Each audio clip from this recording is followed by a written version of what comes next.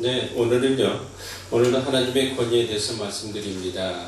그 부제목으로 주일 성수, 주님의 나를 지키는 그 일에 대해서 또 전하게 되는데, 왜 하나님의 권위에 대해서 이렇게 오랫동안 전해야 하는지, 이것은 하나님을 믿는, 정말 그 안에 하나님 앞에 성실히 행하는 모든 자들이 다 느끼는 것이고, 또 성경 안에서 행하는 모든 자들이 다 느끼는 것이 바로 이것입니다. 하나님의 권위에 순종하는 것, 이거는 그리스도인으로서 당연한 것이고 마땅히 이루어야 될 일이기 때문에, 그러나 이것이 사실 그 말로만 하나님의 권위 하지만 성도들 안에서 이루어지지 아니하고 또 교회 안에서도 이루어지지 않을 때가 참 많이 있습니다. 그래서 하나님을 믿는다 하면서도 그 권위에는 불순종하는 일들이 참 많죠. 정말 하나님의 권위에 순종한다면 모든 교회는 거룩하게 될 것입니다. 교회가 거룩하면 또한 사회도 거룩하게 되죠. 우리의 이 거룩함은요, 교회 안에서만 이루어져서는 절대 안 됩니다. 우리의 실제 생활 속에서 이루어져야 되고, 하나님의 권위에 대한 순종하는 것은 우리의 삶 속에서 이루어져야 됩니다. 저도 한 가정이 있죠. 저희도 가정이 있는데, 사실 저도 하나님 말씀을 이렇게 전하는 목회자로서 일하지만, 늘 얘기하지만 목회자가 특별히 다른 것은 아닙니다.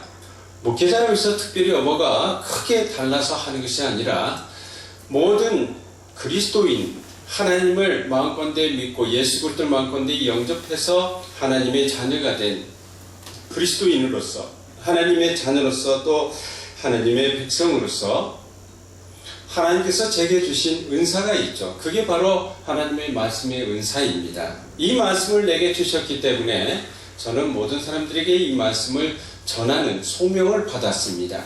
그에 따라 하나님의 권위가 있는 것이지 사람의 권위가 있는 것은 아닙니다.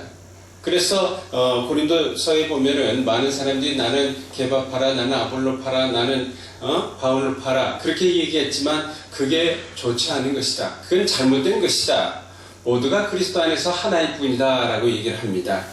그래서 목회자라고 해서 특별히 다른 것은 없습니다. 단지 하나님이 주신 소명을 이루어나가는, 그 은사에 따라 이루어나가는 하나님의 부름을 받은 일꾼일 따름이죠. 그래서 저도 특히 하나님의 말씀을 내가 맡았기 때문에 저는 어디를 가든지 이걸 생각합니다. 그리스도인이 있는 곳에서는 그분 안에 하나님이 함께 하시잖아요. 그래서 우리 가정에서도 내 안에 하나님이 계시고, 또 저희 장인 안에도 하나님이 계십니다. 가정 안에서지만, 교회를, 이 예배당을 떠나서 가정 안에 있지만, 저는 아내나 또 장인어른 안에 계신 하나님을 또 생각하죠. 그래서 내가 그분들에게, 정말 나를 보는 그분들에게 부끄럽지 않도록 그렇게 행동하려고 늘 노력합니다. 그래서 아내에게도 또 누구에게도, 내 가정에 있는 모든 식구들에게 부끄럽지 않도록, 정말 그리스도인으로서 모범이 될 수 있도록 그렇게 노력을 합니다. 또한 내가 잘못하면 아내를 많이 지적해 주죠. 그게 사실은 어떻게 보면은 아내의 지적을 받으면 그때 잠깐 동안에 마음에 기분이 언짢음도 있을 때가 있습니다. 그러나 사실 그것을 저는 좋게 여깁니다. 내 아내가 아니면 누가 나를 지적해 줄 수가 있고, 내 아내가 아니라면 감히 누가 나에게 말해줄 수 있는가. 그것이 나를 위한 것이기 때문에 특히 아내의 말에 그리스도 안에서 행하는 모든 일에 내게 잘못된 점이 있을 때에 지적하는 그 일을 기쁘게 받습니다. 그러듯이 우리 그리스도인들은 어디에 있든지, 이곳에 있든지, 가정에 있든지, 또한 내 직장에 있든지, 어느 곳에 있든지 저희는 하나님의 권위 아래 순종해야만 됩니다. 시간에 관계없이, 장소에 관계없이 우리는 하나님의 권위에 순종해야만 되는 그런 사람들입니다. 그런데 많은 그리스도인들이 교회 안에서 하나님의 권위에 순종합니다. 교회 안에서 하나님의 권위에 순종하는데, 교회를 벗어나면, 예배당을 벗어나면 하나님의 권위가 추락됩니다. 그 사람 안에서 하나님의 권위가 땅바닥까지 떨어져 버려요. 그래서 그 안에 하나님의 말씀의 진리가 살아있지 못하고 사장돼 버리죠. 죽어서 없어집니다. 어떤 말인지, 말은 살아있는 말이 있고 죽어있는 말이 있는데, 우리가 하는 스피치 말이죠. 그 말이 살아있는 말이 있고 죽어있는 말이 있습니다. 살아있는 말이라는 것은 그 말이 행동으로 옮겨지는 것이 살아있는 말이고, 아무리 얘기를 해도 그 말이 그래서 행동으로 이루어지지 않는다면 그 말은 죽은 것입니다. 그래서 하나님께서 많은 말씀 우리에게 주시지만 그것이 행동으로 이루어질 때는 그 말씀이 우리 안에서 살아있는 말이 되고, 그렇지 않을 때는 하나님의 말씀이 죽어있게 됩니다. 그리고 살아있는 말씀이 있는 사람 안에는 하나님의 권위가 세워져 있고, 그렇지 않고 불순종하는 자들에게는 하나님의 말씀이, 하나님의 권위가 땅바닥에 완전히 떨어져서 사장돼 버릴 수밖에 없다는 것이죠. 그래서 우리는 그리스도인이기 때문에, 저는 그리스도인입니다. 하나님 말씀 안에서 살아가는 자이고, 하나님께서 지으신 세계 안에서 살아가는 사람이고, 하나님께서 명령하신 그 명령에 따라서 그 주신 소명을 이루며 살아가야 하는 그리스도인입니다.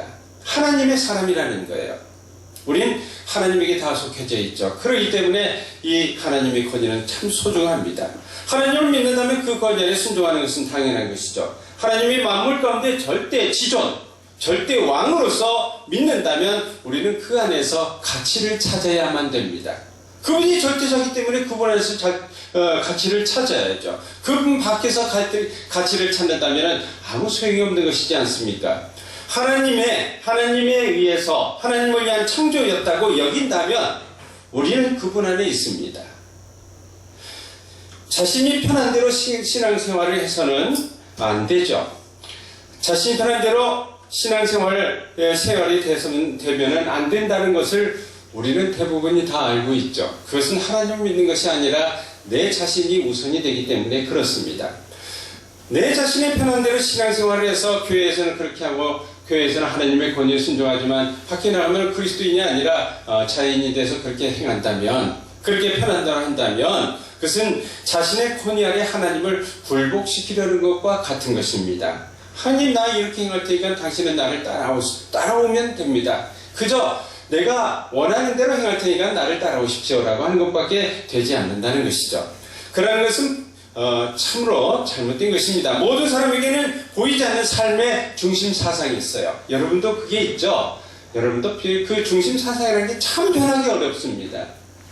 몇 번 이야기를 해도 그것이 잘못된 것이에요, 그것이 그렇게 하면 안 됩니다 얘기를 해도 그때 이것이 잘못된 것이다 하지만 그 중심 사상이라는 것이 쉽게 변하지 않아요. 어떤 충격적인 일이나 자기가 어떤 받은 충격적인 말씀이 있을 때에 변합니다. 제가 변한 것도 마찬가지입니다. 제가 하나님을 만난 다음, 하나님을 내가 알았을 때에, 하나님이 계시다는 것을 내가 받아들였을 그때에 내 삶은 충격에 부딪혔어요. 모든 것이 저절로 된 것인지 알았더니 그게 아니었구나. 만물이 하나님을 통해서 이루어졌구나. 그 사실을 아는 순간 저는 굉장히 충격적이었습니다. 그러면 내 마음대로 살아서는 안 되는구나 하는 것을 느꼈어요. 그게 바로 군대에 있을 때에 느낀 것입니다. 여러 번 얘기했습니다만 저는 이 하나님께서 만드신 모든 살아있는 생물체를 보고 하나님의 계심을 깨닫게 됐어요. 어떻게 그처럼 오묘하게, 어떻게 모든 것이 다른 모양으로, 다른 형태로서 또 그 가진 형태에 따라서 살아가는 그런 생물이 살아가는 모습을 보면서 저절로 그렇게 될 수가 있을까 하는 생각을 하면서 하나님께서 살아계시다, 하나님께서 만물을 창조하셨다는 것을 믿게 됐습니다. 그 뒤로 저는 하나님이 계시기 때문에 내가 하나님 안에서 올바로 행하지 못한 모든 것들로 인해서 고민하게 되었죠. 내가 죄를 많이 지었는데 그럼 나는 어떻게 되나? 하나님께서는 분명히 성경을 통해서 천국과 지옥이 있다고 그랬는데 나는 그곳으로 갈 수밖에 없지 않느냐? 지옥으로 갈 수밖에 없지 않느냐? 그러해서 하나님의 말씀을 보게 되고 하나님께 기도하게 되고 하나님을 간절히 찾게 되었습니다. 그 하나님께서 내게 또 복음의 비밀을 알게 하시고 깨닫게 해주셔서 하나님의 자녀가 되고 제 가운데서 해방되는 그런 기쁨을 누리게 되었던 것이죠. 그래서 우리의 사람 안에 어떤 중심 사상이 잘 변하지 않습니다. 그 중심 사상을 사고방식이나 신념이라고 이렇게 부르기도 하지요. 그러한 중심 사상이 자신의 생각에 따른 것이라면, 자기의 생각에만 따른 것이라면 그것은 믿음에 따른 것이 아니죠. 하나님이 만드신 세상은 하나님의 권위 가운데 있는 시스템입니다. 하나님께서 세우신 시스템이에요. 하나님께서 우주의 시스템을 만들었어요. 정확한 시스템을 만들었습니다. 이 지구에도 달의 영향을 받고 태양의 영향을 받고 그러지 않습니까? 그런 우주의 오묘한 그런 모든 것들이 하나님께서 만드신 시스템입니다. 하나님이 세운, 하나님의 권위 가운데 세운 시스템인데 우리는 그 시스템 안에 살아가고 있고 하나님이 만든 시스템 안에서 살아가고 있고 단지 그 시스템 안에서 우리가 삶의 방식이 어떻게 이루어지느냐 그것이 문제인 것입니다. 우리는 하나님의 자녀가 아닙니까? 그리고 우리는 하나님의 거룩한 백성이 아닙니까? 우리의 믿음의 중심은 하나님의 권위 아래 있어야만 됩니다. 우리 믿음의 중심이 하나님의 권위 아래 있어야 돼요. 사람이 만물을 다스린 자가 되었죠. 그래서 사람은 만물의 영장이라고 이렇게 얘기를 합니다. 만물의 영장이라고. 사람이 만물을 다스린 자가 된 것은 그것은 하나님이 주신 지혜와 특권 때문에 이루어진 것입니다. 우리 모두에게 하나님께서 지혜와 그 특권을 주셔서 우리 사람으로 하여금 만물을 다스리게 하셨다는 얘기예요. 시편 8편 4절에서 9절까지 보면 사람이 무엇이기에 주께서 이렇게까지 생각하여 주시며 사람의 아들이 무엇이기에 주께서 이렇게까지 돌보아 주십니까? 주께서는 사람을 하나님보다 조금 못하게 지으시고 그에게 영광과 존귀와 왕관을 씌워 주셨습니다. 주께서 손수 지으신 만물을 사람이 다스리게 하시고 모든 것을 사람의 발 아래 두셨습니다. 크고 작은 온갖 집짐승과 들짐승까지도 하늘에서 나는 새들과 바다에서 노니는 물고기와 물길을 따라 움직이는 모든 것을 사람이 다스리게 하셨습니다. 주 우리 하나님 주의 이름이 온 땅에 어찌 그리 위엄이 넘치는지요. 하나님의 권위가 넘친다 하였고 우리가 그 하나님께서 주신 하나님보다 조금 못하게 우리를 만드시고 우리로 만물을 다스리게 하셨다는 것입니다. 그리고 우리에게 지혜를 주셨죠. 그래서 우리는 만물 가운데 으뜸이 되게 하시고 그 가운데서 만물을 다스리며 살아가게 하신 것입니다. 하나님이 주신 특권을 통해서 살아가는 우리가 그 권위에 순종하는 것은 당연한 것이죠. 하나님이 주신 특권이니까 하나님께서 가져가실 수도 있고 취하실 수도 있습니다. 지난번에도 한번 말씀드렸습니다만 욥이 많은 재난을 만납니다. 어느 날 갑자기 그렇게 잘 살고 풍족하던 그 집이 풍지박산이 났어요. 그래서 자식들이 죽고 재산이 날아가고 그리고 자기는 병들고 그런 가운데 있었습니다. 그때에 욥의 아내가 욥에게 그럽니다. 당신이 그런 모습을 가지고 있는데 하나님을 차라리 저주하라 라고 얘기를 해요. 그때 욥이 뭐라고 얘기했냐면 주시는 이도 주님이시오 취하시는 이도 주님이시니 어찌 내가 그리할 수 있겠느냐 라고 말합니다. 내가 풍족하게 지낼 때에도 하나님이 주신 은혜 가운데 내가 지낼 수 있었고 내 자녀가 있고 내게 많은 재물이 있었고 내가 많은 사람을 다스리는 그런 모든 것이 하나님께서 주신 것인데 그때 줄 때에는 하나님을 찬양하고 하나님께서 가져가신다 한들 내가 그런다 한들 어찌 하나님을 저주할 수 있겠느냐 그렇게 고백합니다. 결국 이 욥은 하나님께서 또다시 주시는 축복을 통해서 이전보다도 더 풍족한 삶을 누리게 되죠. 그래서 우리 하나님이 주신 특권을 통해서 살아가는 우리가 하나님의 권위에 순종하는 것은 지극히 당연한 것입니다. 여러분 새장 안에 있는 새는요 새장 안에 있는 새는 아무리 그 새가 똑똑하고 능력이 있어도 그 새는 단지 새장 안에 든 새일 뿐입니다. 단지 새장 안에 든 새일 뿐이에요. 그가 아무리 잘나고 똑똑하고 능력이 있어도 그가 활동할 수 있는 범위는 새장 안에서 뿐이에요. 그가 새장을 벗어나려 한다면 그는 다칠 수밖에 없고 새장을 벗어나기 위해서 요동을 친다면 그 새는 죽을 수밖에 없습니다. 우리도 마찬가지죠. 우리는 하나님의 권위 아래 있는 사람들이에요. 특별히 그리스도인들 하나님의 권위 아래 있잖아요. 하나님의 주권 아래 있습니다. 우리는 하나님이 주신 그 주권에서 살아갈 뿐이에요. 그렇기 때문에 주어진 주권 안에서 순종하면서 살아가는 것이 우리에게 지극히 당연한 것이고 자연스러운 것이죠. 주인의 허락된 주권 안에 그 권위에 순종하는 가운데 자유로움을 누릴 수 있다는 것입니다. 하나님이 주신 주권과 하나님이 주신 특권과 지혜 가운데 우리가 살아가는, 자유롭게 살아가는 것이 당연한 것입니다. 사람은 한시적인 허락을 받아서 우리는 살아가는 존재입니다. 그래서 그것을 사람들은 일생이라고 하죠. 그래서 이제 일생이 얼마 남지 않은 사람이 있고 또 아직 더 많이 남은 사람들이 있습니다. 저도 살아온 날보다 앞으로 살아갈 날이 짧은 사람에 불과합니다. 우리는 그처럼 한시적인 삶을 살아가는 그런 존재이죠. 하나님의 주권에 따라 주어진 한시적인 시간 안에서 우리가 순종하느냐 아니면 거룩하느냐, 그 삶뿐이에요. 하나님이 주어진 그 삶 속에서 우리가 정말 세상 안에 있는 새가 그 세상 안에서 순종하면서 기쁘게 즐겁게 노래하며 지내느냐, 아니면 그것을 탈출하기 위해서 요동을 치며 그 날개를 퍼덕이고 그렇게 하느냐, 그것뿐입니다. 그래서 우리는 하나님의 주권에 따라 주어진 한시적인 시간 안에서 순종하거나 거역하거나 하면서 살아갈 뿐이에요. 그리고 하나님은 그 한시적인 삶을 반드시 심판하실 것입니다. 그것을 심판하신다는 얘기예요. 지금은 우리가 그대로 할 수 있지만 때가 이르러 하나님께서 우리를 부르실 때에 우리는 하나님의 심판을 받을 수밖에 없다는 것입니다. 하나님의 권위 아래 순종하는 것은 그분의 말씀에 순종하는 것입니다. 하나님의 권위 아래 있는 것은 그분의 말씀을 순종하는 것이죠. 부모의 권위는 자녀들이 부모의 말을 순종할 때에 세워지는 것입니다. 그래서 사람들이 저 녀석은 지 애비 말을 개떡같이 여긴다고, 그래서 불량한 자식들을 향해서 그렇게 얘기를 합니다.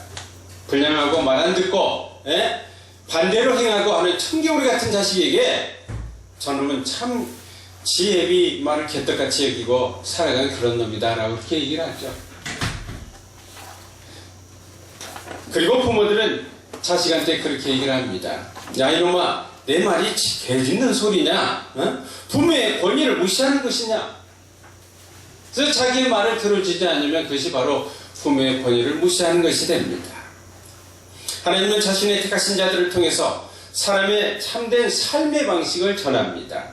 오늘도 그것을 전하고 있지 않습니까? 모든 그리스도인들은 먼저 하나님의 권위에 순종할 때에, 하나님의 권위에 순종하고자 하는 그런 마음이 있을 때에 듣는 성경의 모든 말씀이 유효하게 됩니다. 살아있게 된다는 얘기예요. 내가 하나님의 권위에 순종해야 되겠다라고 하는 그런 마음을 가질 때에, 성경의 말씀을 들을 때에 그 말씀이 살아있는 생명의 말씀이 된다는 얘기예요. 그러나 그것을 무시하게 되면 아무 가치 없는, 하나님의 권위도 땅에 떨어지는 그런 존재가 되어버린다는 것입니다. 그래서 순종해야 하는 마음이 없다면 듣는 모든 것이 헛된 것이라는 얘기예요. 부모가 아무리 자녀를 앉혀놓고 너 이제부터 내 말을 참 똑똑히 잘 들어라, 네 삶을 위해서 너 잘 되라 내가 하는 말이니까 너 내 말을 잘 들어라 해도 자녀가 듣기를 원치 아니하고 그 말을 듣고 행하기를 원치 아니한다면 아무리 그렇게 얘기한다 한들 소용이 없다는 얘기예요. 마이동풍이요 우이덕경이 된다는 것입니다. 최근에 그저께인가요? 아버지가 그 자식이 술을 마셨어요. 술을 마셔서 아버지가 음주운전 하지 말라고 말겠습니다. 야 이놈아, 네가 음주운전하다가 사고 나면 어쩌려고 그러느냐, 시골에서 그랬어요. 아버지는 염려가 돼서 아들에게 운전을 하지 말라고 이야기만 했겠습니까? 등짝이라도 몇 대 이렇게 때렸겠죠. 이 자식이 화가 나지고 아버지를 쇠파이프로 때려서 죽여버렸어요.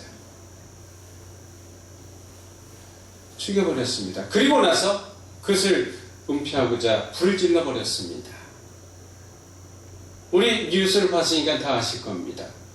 부모의 권위가 있습니까? 없어요. 부모의 말을 개떡같이 듣는다는 얘기예요.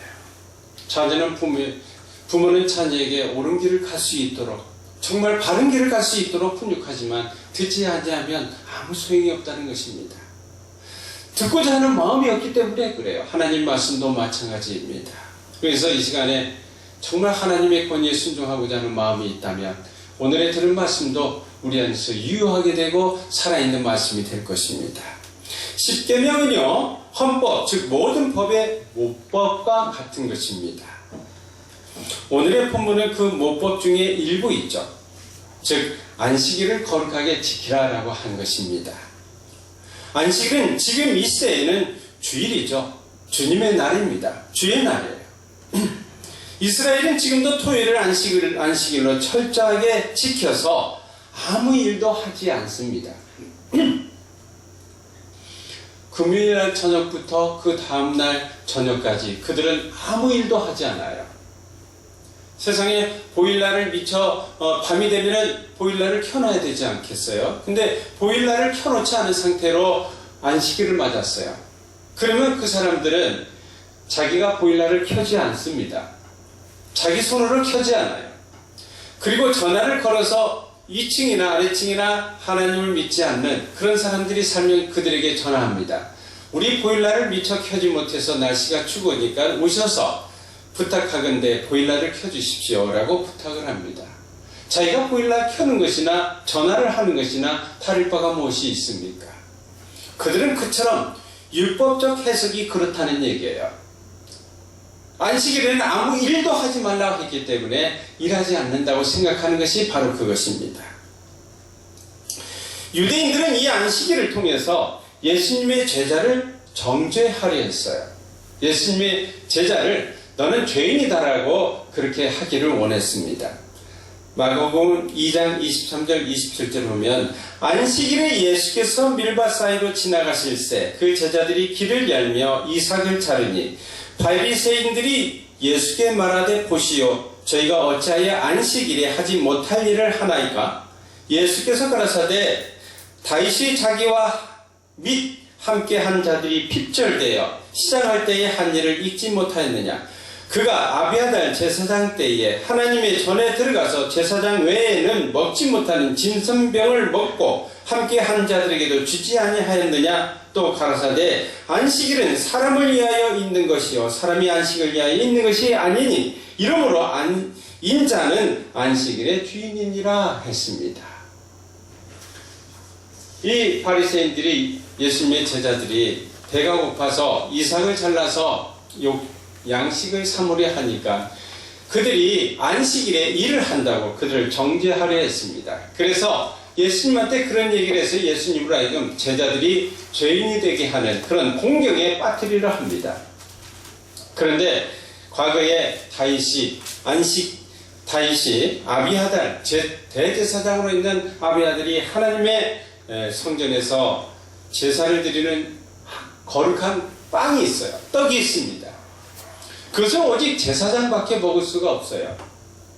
근데 이 아비아달이 이 다윗에게 줘서 그 떡을 다윗만 먹을 뿐 아니라 다윗과 함께한 굶주린 자들이 그 떡을 먹었지만 그들은 아무 일도 없었습니다. 그래서 예수님은 사람을 위하여 안식일을 주어진 것이지 안식을 위해서 사람이 존재하는 것은 아니다라고 얘기를 했어요. 그렇게 예수님은 안식일에 대해서 정의했습니다. 로마서 14장 5절 6절에 보면 혹은 이 날을 전날보다 낮게 여기고 혹은 모든 날을 같게 여기나니 각각 자기 마음에 확정할지니라. 나를 중히 여기는 자도 주를 위하여 중히 여기고 먹는 자도 주를 위하여 먹으니 이는 하나님께 감사하며 먹지 않는 자도 주를 위하여 먹지 아니하며 하나님께 감사하느니라 한 것처럼 우리는 어떤 날이 중요하고 중요하지 않고 그것이 중요한 것이 아닙니다. 오직 그 날이 중요하든 중요하지 않든 오직 주를 위하여 살아가는 것 그것이 중요하다는 것입니다. 우리는 주의 날 곧 주일을 주님을 위해서 지키는 것입니다. 주님을 위해서 지키는 날이에요. 주일을 지킴으로써 하나님의 창조를 기억하는 것입니다. 안식일에 쉼을 얻게 됐죠. 일주일 동안 일을 하고 모든 것이 쉬도록 만들었습니다. 그래서 안식일은 하나님의 날이에요. 하나님을 위하여 거룩하게 지내는 날입니다. 주일을 지킴으로써 우리는 하나님의 창조를 기억합니다. 그리스도인의 주일의 예배는 하나님에 대한 최소한의 예의이고 책임입니다. 우리가 주일날 나와서 옆에 예배하는 것은 그리스도인이 지켜야 할 때 아주 최소한의 예의이고 책임이기도 해요. 즉 반드시 해야 될 일이라는 것입니다. 그러나 주일이 특별히 중요한 날로 구분하여 그날을 지키는 것은 신앙생활이 되지는 않습니다. 자칫 주일날만 중요히 여겨서 그날만 중요한 날이니까 그날만 하나님 앞에 지키고자 한다면 자칫 우리는 썬데이 모닝 크리스찬이 될 수가 있어요. 오직 주일날 오전만 그리스도인으로서 살아갈 수 있게 된다는 것입니다. 그리스도인이라는 신분은 그러나 그리스도인 신분은 요일에 관계없이 변함이 없고 또 그에 따른 삶도 마찬가지라는 얘기예요. 우리가 그리스도인인 것은 주일날 오전만 그리스도인이 되는 것이 아니라 내가 누구와 있든지 내가 어디에 있든지 그리스도인의 신분은 변함이 없다는 얘기입니다. 그리스도인은 거룩한 무리예요. 하나님의 거룩한 백성이요 하나님의 자녀입니다. 그 신분이 변함이 없어요. 그렇기 때문에 우리가 어디에 있든지 어느 곳에 있든지 어느 시에 있든지 우리는 그리스도인으로서 하나님의 권위에 순종하며 하나님의 이름을 높이고 하나님의 영광을 드러내야 될 그러한 책임을 가지고 있다는 것입니다. 단지 왜 주일이 있느냐? 우리는 주일을 통해서 하나님에 대한 신앙 고백을 드리는 예배를 통해서 순종하는 것입니다. 하나님을 예배함으로 순종하는 것입니다. 사도행전 20장 7절에 보면은 안식 후 첫날, 이게 안식일 이후의 첫날, 즉 지금의 주일입니다. 안식 후 첫날 우리가 떡을 떼려 하여 모였더니, 우리도 떡을 떼려 모이죠. 하나님의 주님께서 우리에게 제정해 주신 그 만찬을 우리가 떼지 않습니까? 떡을 떼려 하여 모였더니 바울이 이튿날 떠나고자 하여 저희가 강론할새의 말을 밤중까지 계속하매, 주일을 통해서 우리는 예수님의 구원의 은혜를 기념합니다. 떡을 떼는 것은 예수께서 우리를 위하여 십자가에 돌아가신 그 사실을 다시 한번 기념하고 또 주께서 우리에게 명령하신 모든 것을 지켜 행하기 위하여 우리는 떡과 잔을 먹고 마십니다.